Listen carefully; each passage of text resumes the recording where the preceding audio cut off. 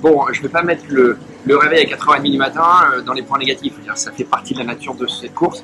Et si la course démarrait à 9h ou à 10h, comme ça se fait au marathon de New York, il n'y aurait personne. Enfin, c'est très très difficile de courir quand il fait chaud, quand le soleil se lève. Le premier point négatif pour moi, c'est la médaille. Voilà, je trouve pas que la médaille, aujourd'hui, vous savez, on fait des médailles très grosses, très imposantes, souvent bien designées. Là, cette médaille, elle est assez commune. Je l'ai jetée d'ailleurs, je ne peux pas vous la montrer. Mais voilà, elle représente Singapour, c'est la carte découpée de la ville de Singapour. Bon, voilà, elle n'est pas très colorée, elle est grise. Enfin, je la trouvais absolument.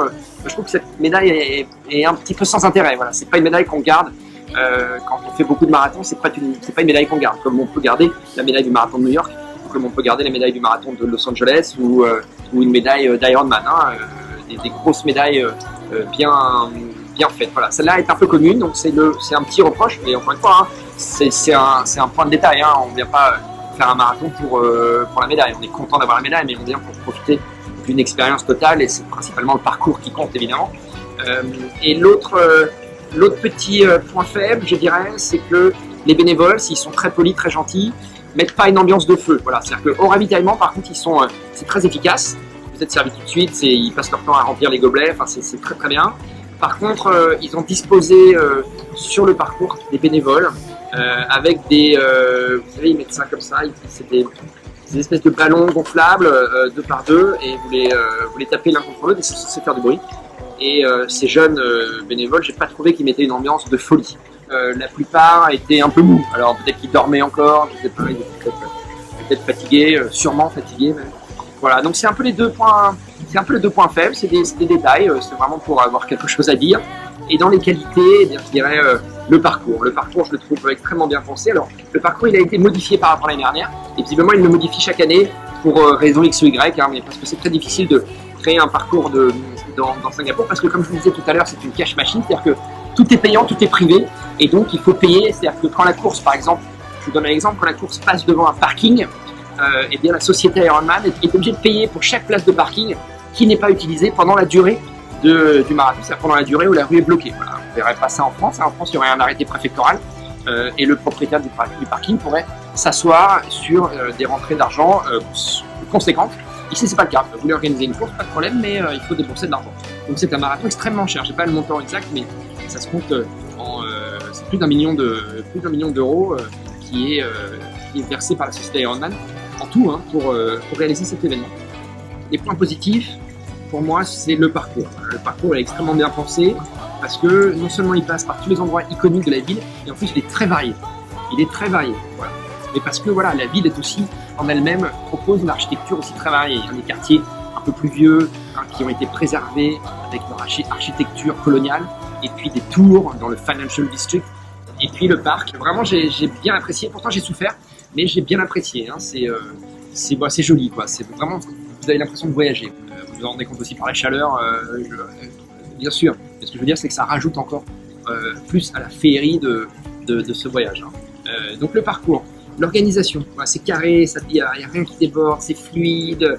J'ai rien à dire, quoi. Vraiment, j'ai peut-être eu un petit peu de mal au départ à trouver les toilettes. Je voulais aller aux toilettes avant le départ. Bon, il a fallu que je marche quelques centaines de mètres pour trouver les toilettes. Et puis voilà, comme dans tous les marathons, j'ai fait la queue. Et puis bon, voilà, les ravitaux, pas très fournis, mais bon, après tout, il est 4h30 du matin, si vous n'avez pas faim. Et puis quand vous arrivez vers 8-9h, le soleil se lève. Voilà, vous avez des bananes, des gels, une marque que vous ne connaissez pas et qui fonctionne très bien. C'est parfait, quoi. Enfin, vraiment, c'est hyper carré. C'est un Français qui est à la tête de cette organisation du marathon. C'est un ancien d'ASO qui s'occupait du marathon de Paris pour Amaury Sport Organisation. ASO, le groupe français qui fait l'événementiel sportif. Amaury, qui est aussi propriétaire de l'équipe, le groupe Amaury. Donc c'est un ancien d'Amaury qui a été recruté ici pour un salaire, je dirais pas 10 fois supérieur à ce qu'il gagnait en France, mais enfin on n'en est pas loin.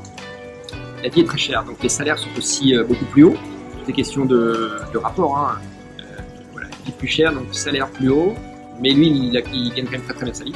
Tant mieux pour lui, moi je dirais. Moi je suis juste un peu triste de voir que les talents partent de France, et notamment pour lui en tout cas en Asie, mais il passera pas sa vie certainement, mais en tout cas il a l'air d'avoir trouvé un équilibre pour lui et sa famille.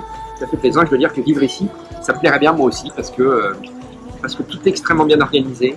Il fait beau toute l'année, globalement, il fait chaud toute l'année. Et puis voilà, c'est propre, c'est safe. C'est un pays extrêmement safe. Mais il y a des lois très dures. Il y a des lois très dures, c'est-à-dire que dans le métro, par exemple, vous n'avez pas le droit de boire ou de manger, de fumer évidemment, et les amendes sont très élevées. Je donne cet exemple un peu en conclusion, l'utilisation, c'est la consommation de drogue, ou le trafic de drogue évidemment, mais ne serait-ce que la consommation, c'est puni de la peine de mort. Voilà, ça plaisante pas. Et peu importe que vous soyez français, italien, allemand, américain, si vous vous faites choper ici à Singapour avec de la drogue, c'est la peine de mort et ils vous exécutent. C'est-à-dire que votre pays ne pourra rien faire pour vous. Donc voilà, donc quand on sait ça, c'est sûr que ça donne une autre image de Singapour, mais le résultat, c'est que beaucoup de gens des pays limitrophes cherchent à émigrer vers Singapour. Beaucoup arrivent ici avec des jobs, sont embauchés par des boîtes, beaucoup d'Indiens, beaucoup de Malaisiens, beaucoup d'Australiens, beaucoup d'Anglais.